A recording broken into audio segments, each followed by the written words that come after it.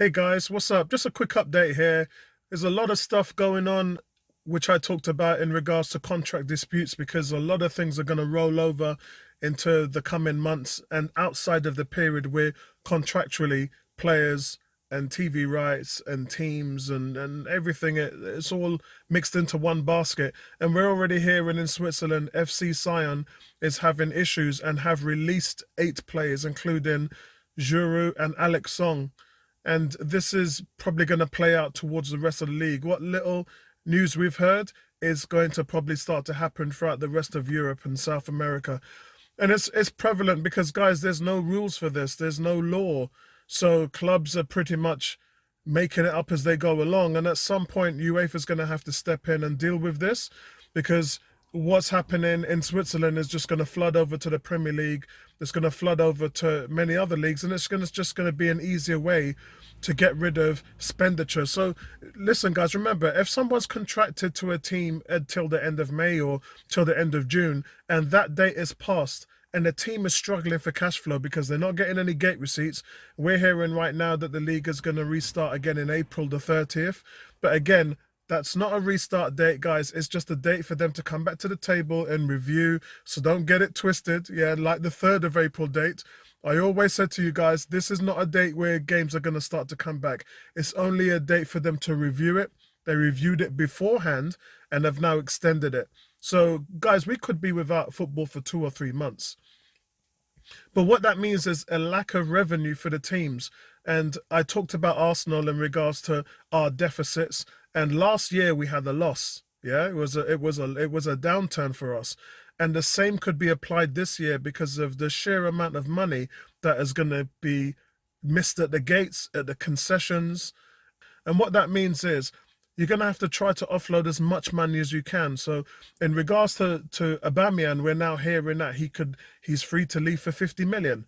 Yeah, we're even hearing talks of Real Madrid coming in for Martinelli, although I don't think that they'll pull the trigger on that. But I do think that Arsenal will probably sell Aubameyang now. I definitely do. He's not committing himself to a contract. Therefore, the team are going to cash in, because 50 million goes a long way of dealing with the losses that this team is going to come up against. And I think that for that situation, it's smart business. People can say what it is. People can talk about as much as they want to in regards to Aubameyang, but without him we'd be a mid-table team, or we are a mid-table team, but without him we would probably be lower than 10th. We'd be somewhere around 14th or 15th, because we haven't won many games. Most of our games has been draws. I think we're going to struggle to make ends meet. I predict that we will. And I think that we're going to have to make some drastic moves over the summer. Now, Raul Sanelli and Edu have both resigned that Aubameyang is going to leave. From what we know, Manchester United, Chelsea, PSG and Barcelona are the teams that are all keeping tabs on the situation. I guess we'll have to see what happens. But for me right now, my line of thinking is that he's gone and he's not going to stay. And we talked about this in the podcast as well. We are going to bring this subject up again on Sunday, because I think that that's it now. He isn't going to sign. Get over it, guys. Accept the fact that we're going to need to move on without him. And even if we let him play out his last contract here, which I would do, I've gone on record and said, look, that's what I would do.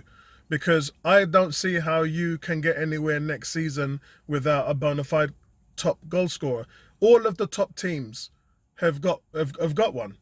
And if we let him go, and you're dependent on a guy like Lacazette, I mean, look at Lacazette this season. Look at him. Man can't score away from home. Inconsistent. He doesn't work as hard as Eddie Nketiah. I just don't know what you do with somebody like Lacazette. I really don't. And he's never really fulfilled his potential at Arsenal. I know he was player of the season and, 18 goals, 10 assists. I get all that. But people had a go at Giroud. And Giroud was scoring 20 goals a season. And people were saying he wasn't Henry, he wasn't Adebayo and Van Persie, because those guys, and Sanchez, because those 4 players hit 30 goals for Arsenal. And Giroud was never, ever spoken about in that reign of being in the upper echelon of Arsenal strikers, because he didn't get you the goals.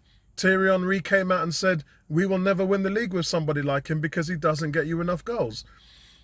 So when you got somebody like Lacazette, who's not even getting 20, What does that say?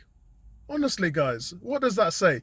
For me, I know, look, Lacazette is 27, 28. He's still at a good age, but you're just not going to get, you're just not going to get anywhere with somebody like him. I would rather just focus on the likes of Martinelli and Saka. And look, you can play Martinelli anywhere. You can play Martinelli at the point. If Aubameyang goes, you can put Nketiah at the point, Martinelli in the 10, Pepe on the right, Saka on the left, yeah? And then you can go with that. You really can. And that's a young setup, and one that I believe that will take Arsenal into the future. And I think that you've got to start thinking in those terms right now, because what have you got to lose, guys? Seriously, these guys are young, they're adaptive, which means that they can be trained and coached and molded in the way that Arteta would need them to be in order to achieve that status. And I just think that these are the things that you have to focus on. But Sunday's going to be exciting. We'll come up with a nice script and have the show at 8 o'clock as per usual. And then we'll see what we can cover as the events go on. But as it is now, the football's going to be reviewed on the 30th of April, which is in the next 5 weeks, and then we're going to have to see where we are from there. I think we're in it for the long haul. They're probably going to lock the country down at some point next week. And then we're just going to have to go through a period of maybe 2 months or so where everything is just going to have to be locked down. And that, for me, guys, is just allowing the virus to pass through. We have to contain it and allow it to pass through, and let the people who are sick with it at the moment get over it, and let the people who are not infected not be infected, and just allow it to phase through like bad weather.